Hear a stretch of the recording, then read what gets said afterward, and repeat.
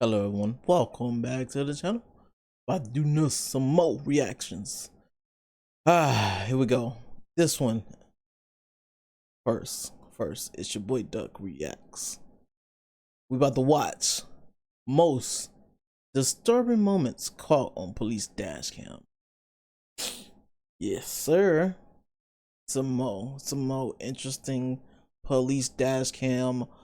What the hell is these people doing? Are they drunk? Are they wasted? Are they just insane? Let's watch.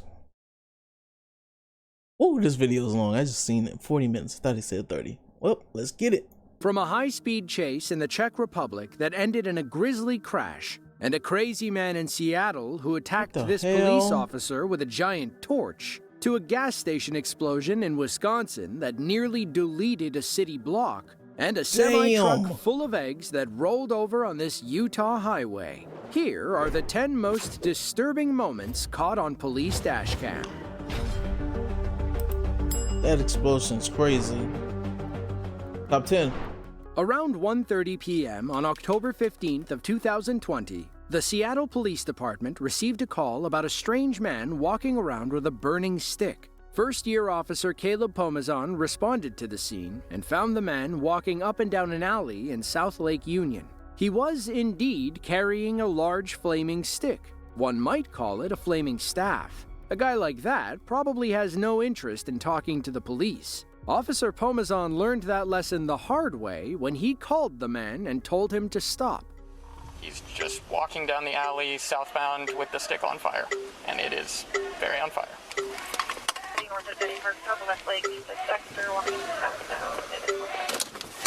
Hey, Seattle Police, stop!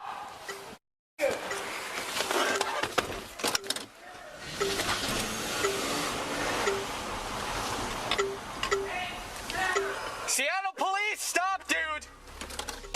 Per YouTube policy, we've decided not to show what happened next. The man, later identified as 37-year-old Brian Lale, charged Officer Pomazan with his fire staff and stuck it through the open door. To protect himself, Officer Pomazan drew and fired his service weapon, causing Lale to flee the scene. According to reports, Lale was not struck by any bullets. Before the fire staff incident, witnesses saw Lale attacking a man with a hammer a few blocks away in Denny Park. A group of people jumped on him and grabbed the hammer, at which point Lale ran away, grabbed a giant piece of lumber, and set it on fire. As for Officer Pomazan, he escaped out the passenger door with minor burns on his leg. Meanwhile, his car went up in flames, costing the city of Seattle about $70,000. He then chased Lale to a parking garage and subdued him with a taser. In the end, Lale was charged with first and second degree assault. What the fuck? On September 23rd of 2018, Derek Gooden of Dayton Beach, Florida, gave new meaning to the phrase "caught red-handed." Oh shit, damn. Oh. Right now. Get the on the X-ray 6-7 Central. I'm sitting on the ground. I'm gonna sit down. Main Street Bridge. I just got a male. Throw another male over the bridge. I got one at gunpoint. He just jumped over the bridge. On the ground. Get on your belly right now. Get on your belly right now. Get on your belly right now. On your belly right now.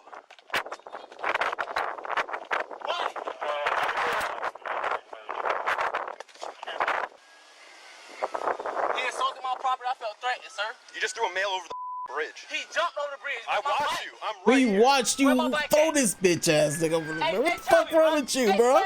Dog. Cause I was just going across the way, dog. What the Yeah, he's cuffed. Yes, sir. I'm handcuffed. He just threw that dude over the bridge, bro. No, I did not. I'm not even that It's on strong, camera. dog. It's on camera, Please, jackass. I want you to have it on camera, cause he just assaulted me, dog. He ain't do shit. And then when I came up, he's gonna get charged with destruction of evidence too, because he just threw a bunch of water as soon as I called. But what are you charging them with, dog? I'm charged. To me the whole time. I'm gonna charge you with attempted murder.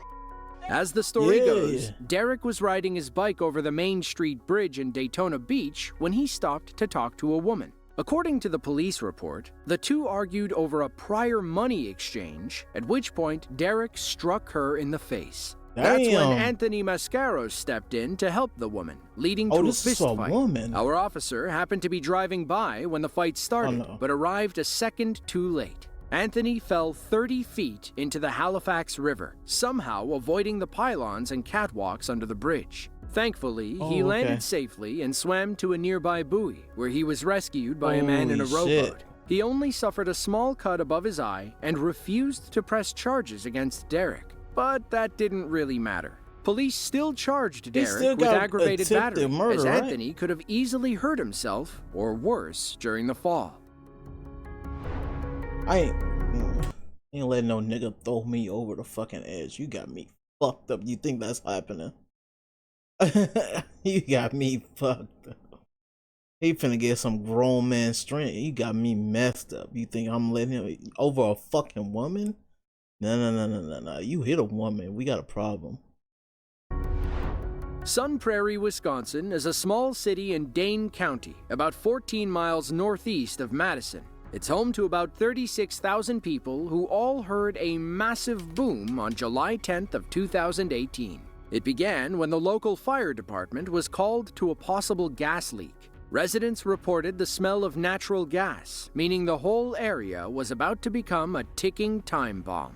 Firefighters like Captain Corey Barr knew how dangerous the situation was. He worked tirelessly to get everyone to safety moments before the block went kaboom.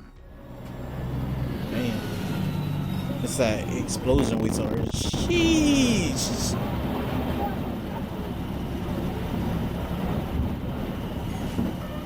Man, that's crazy. I know in person that had to be even crazier to see. I know that shit shook the streets.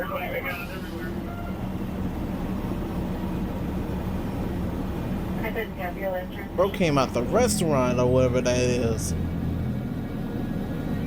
What we doing? Oh, are we seeing from the Dashcam point? Oh shit!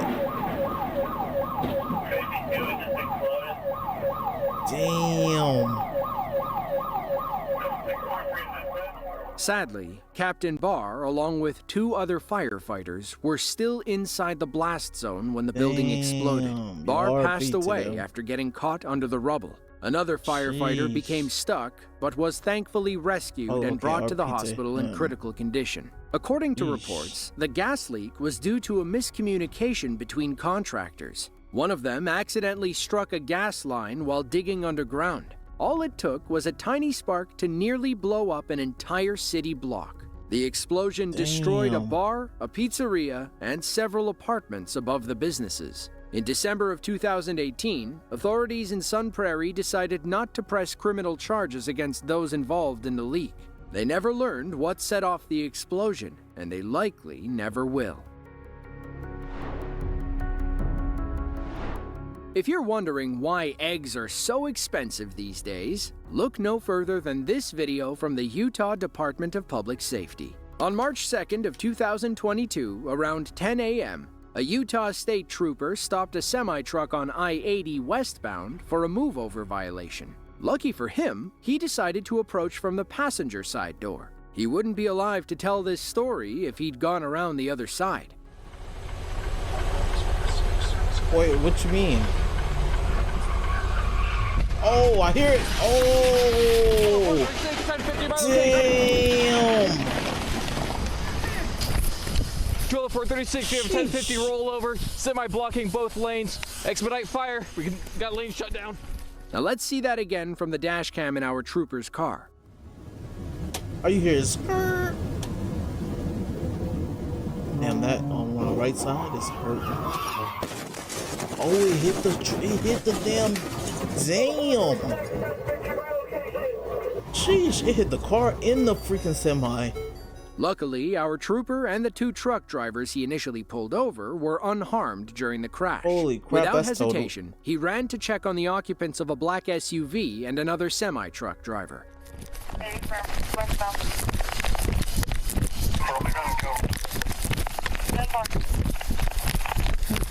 Are you okay? Holy shit. You can't, are you okay? We gotta get out. Stay here for your protection, okay? Yo, that car is total. Help coming.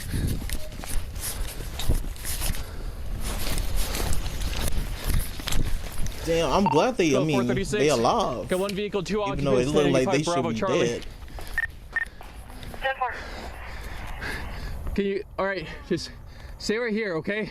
I need you to talk to each other and keep each other awake, okay? 339, are you involved as well? Affirm, my vehicle got rear-ended, but I wasn't in it. 339, copy. Wow. Can you advise 173 if he's not aware already? That's crazy, bro. 10-4-173, That's crazy. I copy, I'm in route. 12-436, semi is in the median. It is on fire, and we have small explosions going off. 10-4. He's going Semi to appears have been someone. transporting eggs.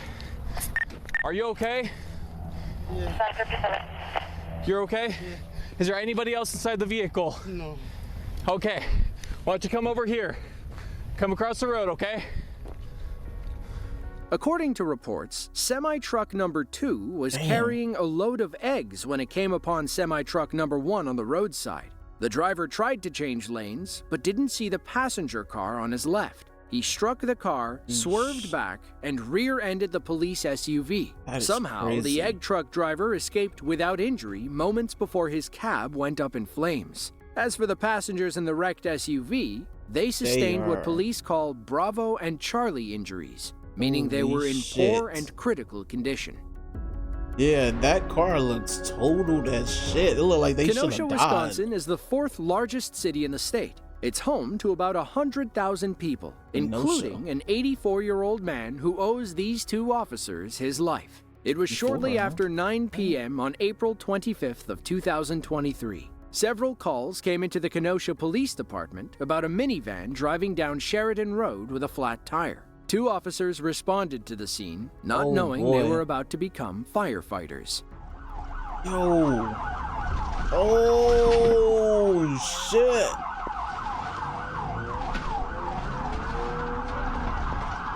So you drive a ram too long, you will become on fire, yo. I like how they still driving. Nigga, I'm stopping the car, I'm out that bitch. They still driving this fucking van. Dude, it's only in one ear right now. It's only in my right ear. That shit is fucking me up. All the sounds in one ear.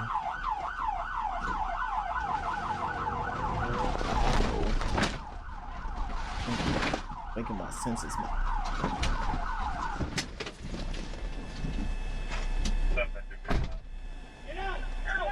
Get out the car. Get out the car. They can't show because they blurring out the people. Officers Jacob Thorpe and YouTube. Cody Cox, both relatively new to the force, didn't even blink when the van caught fire. They ran toward danger and pulled the elderly driver to safety. By some miracle, all 3 men walked away without requiring hospitalization. They did suffer some singed hair and a few minor burns, but it wasn't anything some aloe couldn't fix. Kenosha Police Lieutenant Joe Nozelik commended his officers for their bravery, saying, "This could have been so much worse. Our selfless officers ran towards the fire to save that man." According to the lieutenant, the man wasn't intoxicated and didn't show any signs of diminished mental capacity. However, Nozelik called his decisions questionable, saying he just wanted to make it home. On November 17th of 1987, 29-year-old Richard McNair took a man's life and severely wounded another during a botched robbery in Minot, North Dakota. He remained at large for 3 months until February of 1988, when police brought him in for questioning. He was eventually found guilty and given 2 life sentences for murder and attempted murder. McNair tried multiple times to escape from prison. In 1992, he crawled through a ventilation duct and remained at large for 10 months. They brought him back to jail in Louisiana, where he spent 13 more years plotting his next move. On April 5th of 2006, he put his master plan into motion and escaped once more. Hours after the escape, police across Louisiana were on high alert for McNair. That's when Officer Carl Bordelon spotted a suspicious man jogging near the railroad tracks. Where do you live at? Down the road by Pineville. Pineville? Uh-huh. Okay. Do you have any form of identification on you? No, man. What's your name? Robert Jones. Robert Jones? Uh-huh. Why, I'm not supposed to be on the tracks? No, that's not the problem right now. What's your address? I don't have an address. I'm at the hotel. We're working on houses and stuff like that, the roofing. Roofing? Yep. Okay. For my brother. All right. What it is, we got an escapee. Oh, shit. Where from? Prison.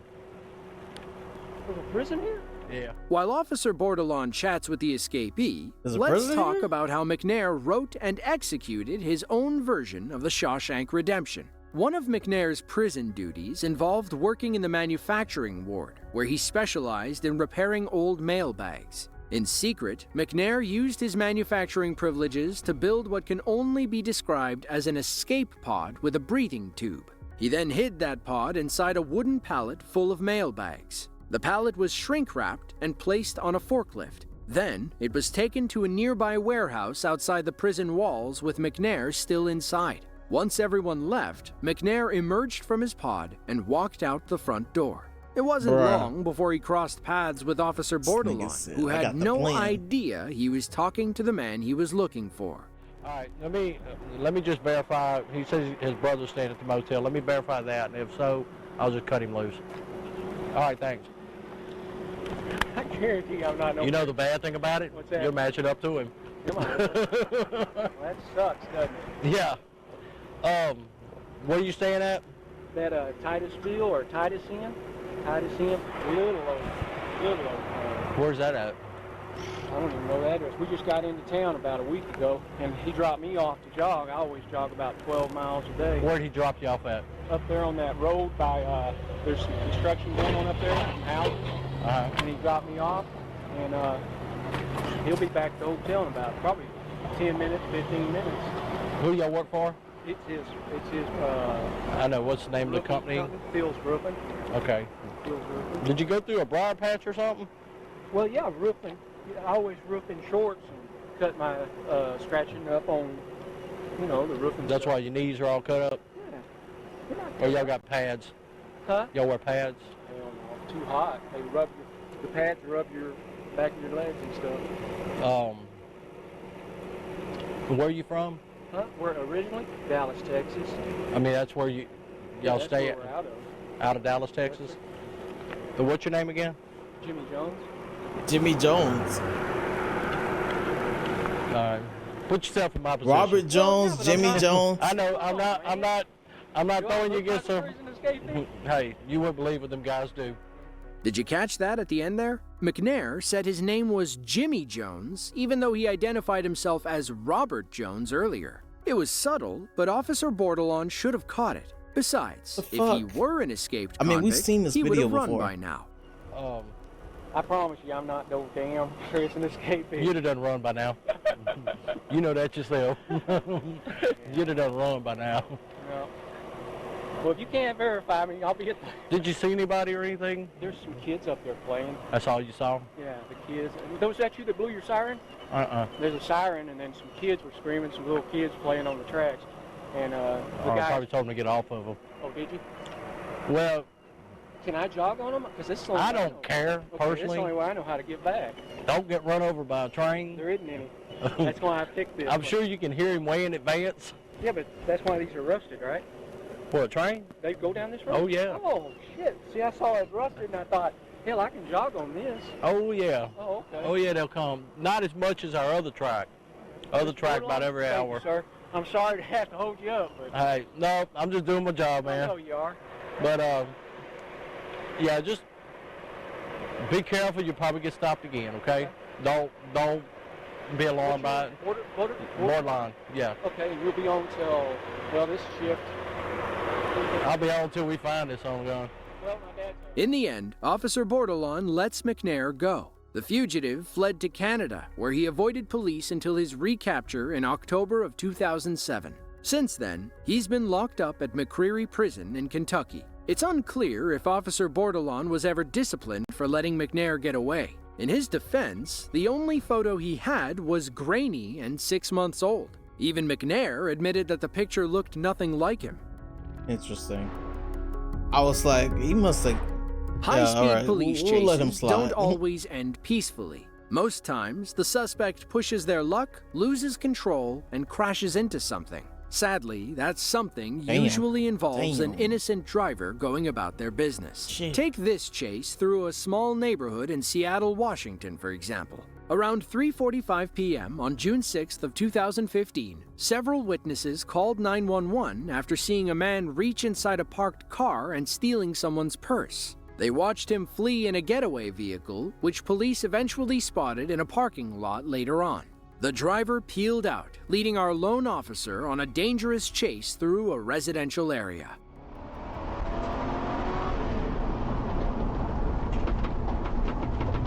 Oh man, back on my one side. The audio.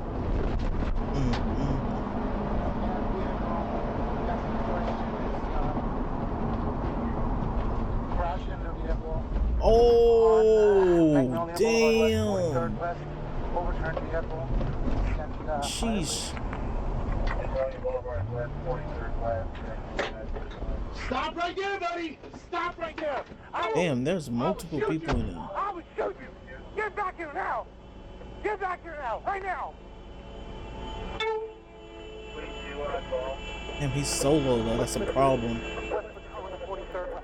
Now let's see that one more time. Watch how the white car flips and sticks the landing. Meanwhile, the suspect's SUV lands on its roof and starts smoking. Our officer catches up with one of the suspects off camera and arrests him. He suffered a few minor injuries in the crash, but was otherwise okay. According to reports, he was a known thief involved in several local robberies. It's unclear if police ever found the other passenger. Reports about the crash only reference a single suspect. We also don't believe anyone was in the white car when it flipped. There are no reports of further injuries, and our officer ran by it after the crash. Sheesh. If there was somebody inside, he would have stopped to make sure they were okay. That was crazy flip. They both Bullitt flipped. County, Georgia, is a cluster of towns and cities in the southeastern part of the state. Atlanta. It's home to about 70,000 people who fall under the jurisdiction of the Bullitt County Sheriff's Department. All of them are lucky they have someone like Sergeant Ray Rodriguez on the force. On December 7th of 2016, Sergeant Rodriguez was patrolling along I-16 when a call came in about a traffic accident on private property. When he arrived on the scene, he found a 10-year-old boy stuck under a large ATV. It flipped in such a way that it was crushing the boy's neck. In that instant, Sergeant Rodriguez knew it was up to him to save the boy's life. Sheesh.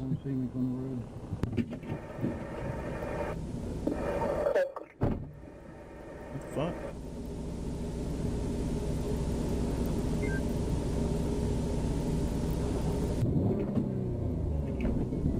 That's weird that she's just sitting now. Not trying to. I mean, obviously you can't push that, but still. Fuck. Gotta flip it back.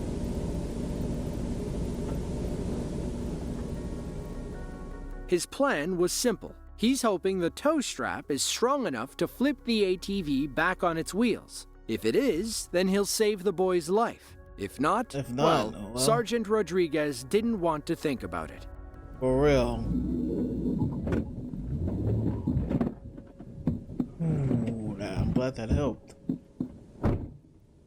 Holy shit. You alright? You good?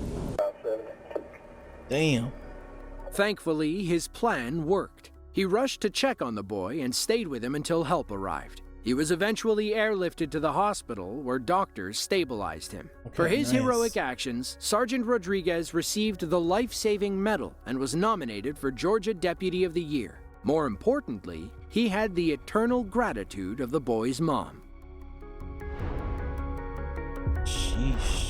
On June 8th of 2023, officers in Deltona, Florida received a panicked call from a distressed woman. According to her, the next-door neighbor's kid was drowning in the pool. Police flew into action. Whoever got there first would likely have to save this kid's life. That's why it's critical that you stop and let the police pass. You never know whose life is on the line. What? Can nobody wait? Oh,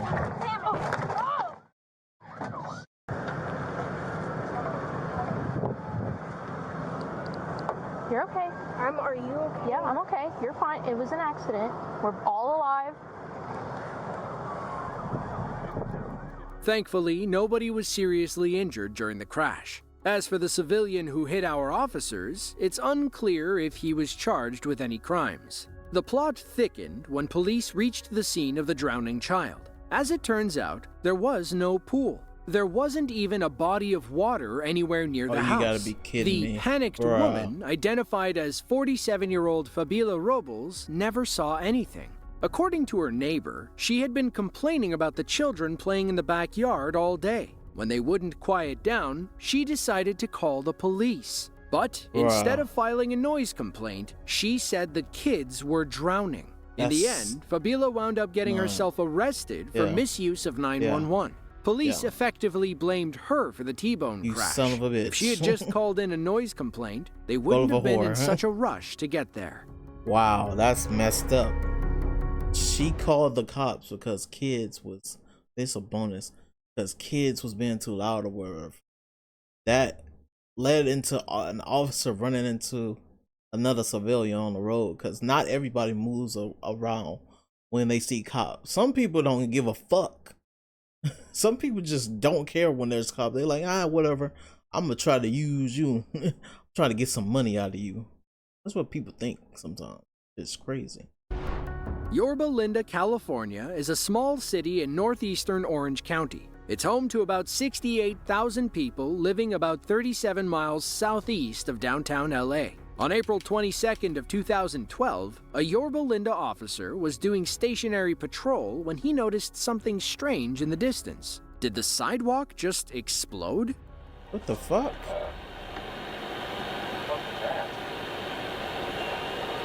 Something just exploded. What is that?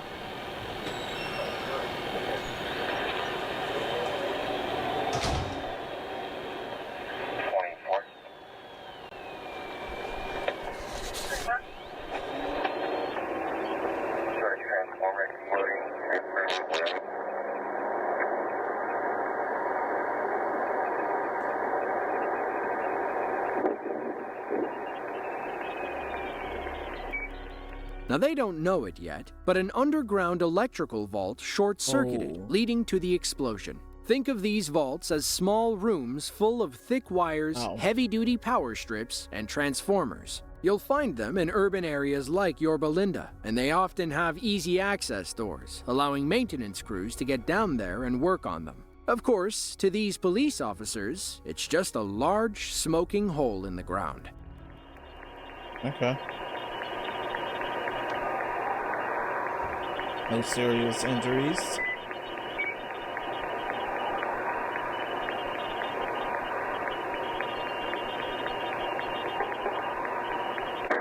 Oh, damn! I was not expecting that to happen. Sheesh. Hey, is the other dude alright? Because that was like point blank.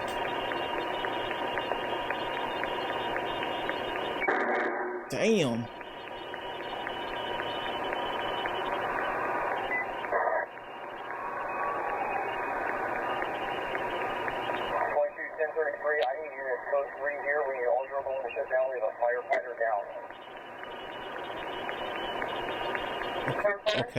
Okay. Yo, because I was like, he point blank. Like, he was like in it.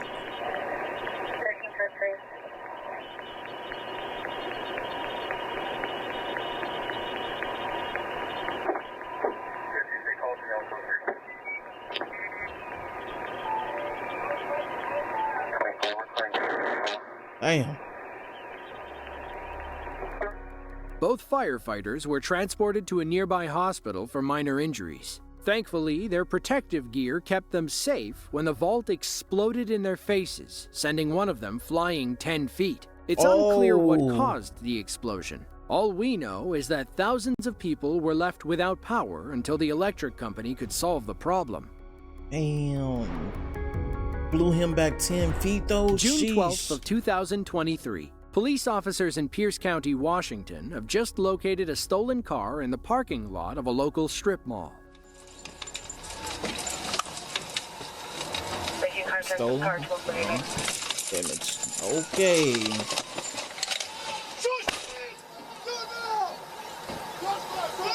They trying to move.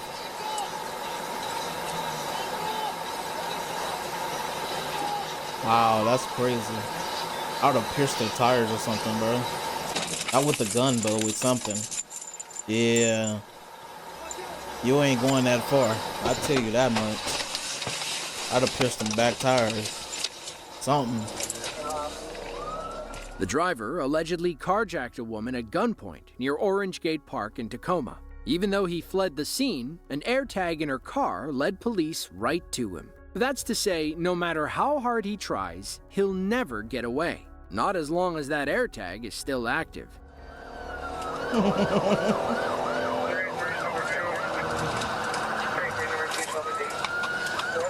Steal a car.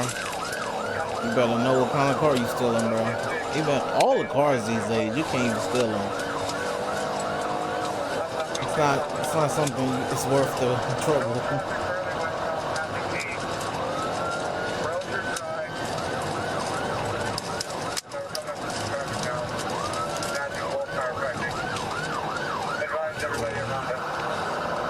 Damn, man. Yeah, they're crashing.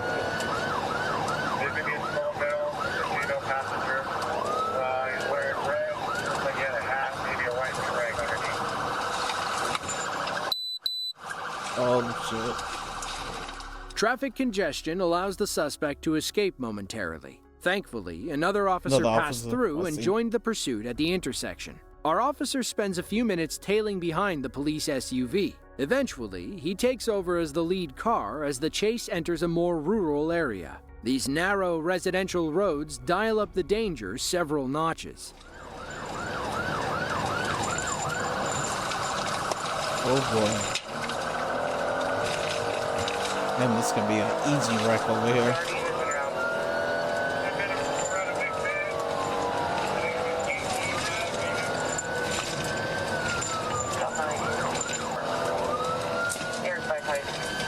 These turns can do it.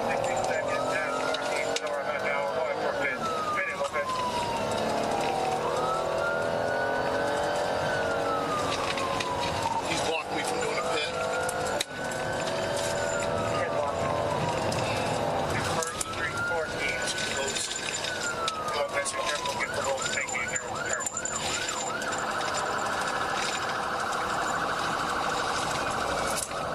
Oh, yeah. Gotta watch them turns, boy.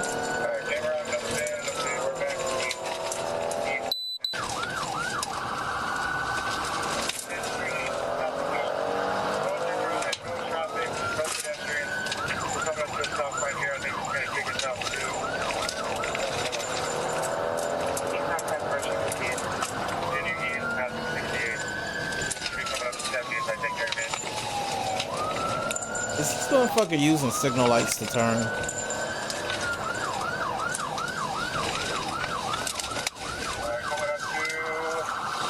At least at that stop sign, it looked like it.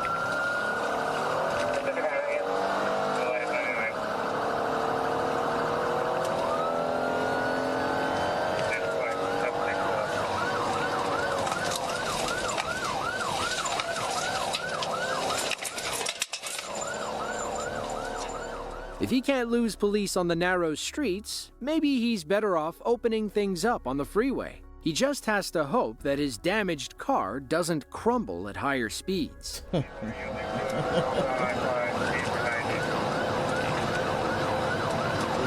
boy, I tell you. The car already fucked up. This is not video game. Your car can give you damage and still run like perfect. Oh, I see it. Damn.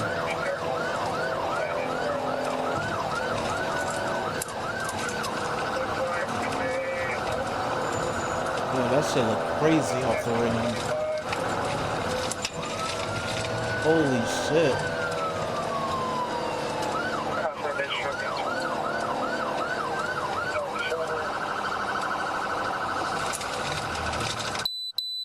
They just crashed?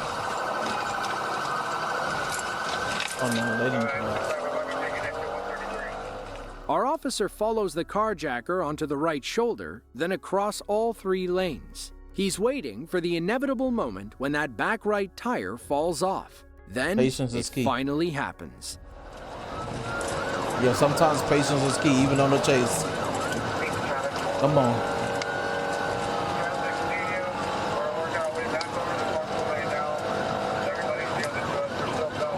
They're finna start sliding. Oh, there you go. He lost the tire, watch it, he's on rim.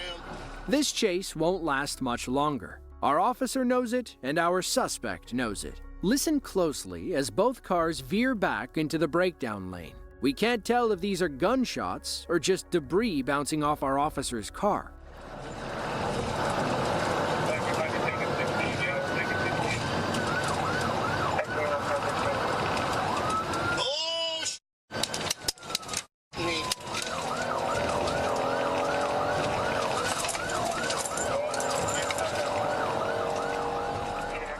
Whatever that was, it forced our officer to drop back and regain composure. He catches up moments before the carjacker causes a major traffic accident. Oh, shit.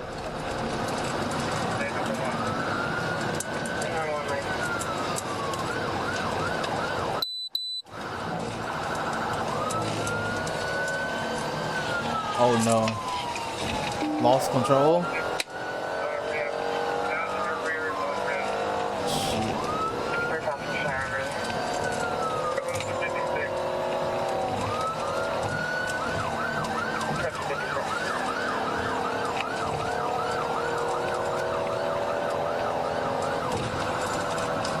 Oh, damn.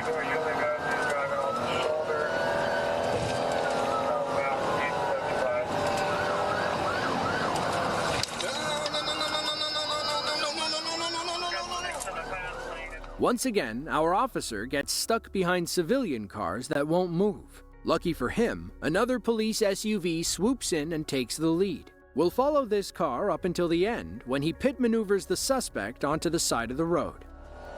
He's now the number 1 lane.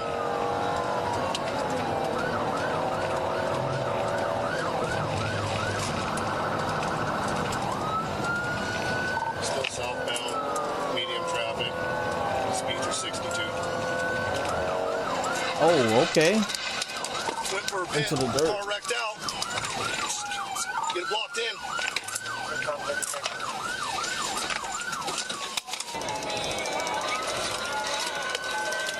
Okay. Nice.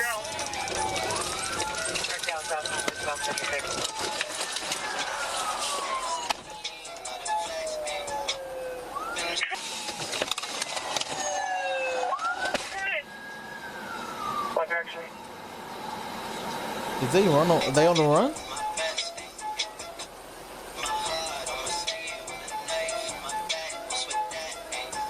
I ain't gonna lie, I ain't gonna even let that music play. They may have the suspect in custody, but now police have bigger problems on their hands. Oh, the dry shit, grass the catches fire, and to make things worse, Ain't there's a nobody there. woman trapped inside the stolen car. Oh, that's right. shit. Our street-hard car thief left his girlfriend to perish in the fire. Thankfully, officers were able to pull her out. 335 here, I'm prior to you injured. Priority! We got a car on fire!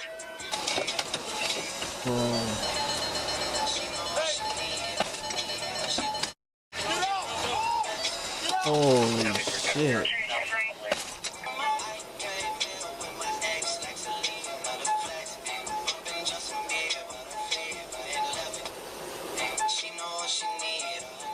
Yeah, I'm not letting this music play. I know this copyrighted. Fuck that.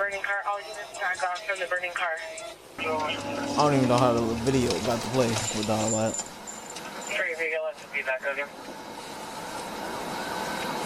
We got one car out. Now we see fire.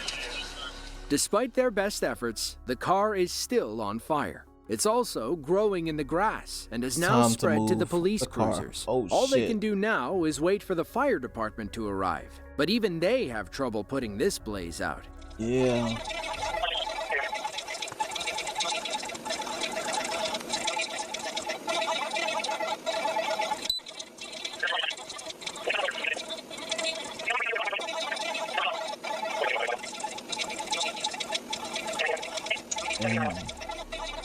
After a long battle, the fire department finally gets everything under control. We never learn the carjacker's name, but we do know that he was charged with first-degree robbery, unlawful possession of a firearm, and identity theft. They set his bail at $250,000. As for the female passenger, she suffered minor smoke inhalation and was treated at the local hospital. It's unclear if she was involved in the carjacking or was an unwilling participant. If you enjoyed this video and want to see another... That man said, fuck you, bitch. I'm bailing on you. You can die. Like, you can die.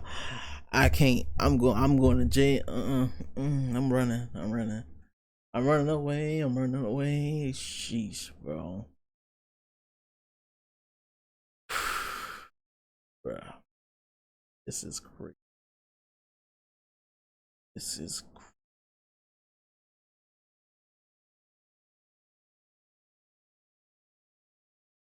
Wow.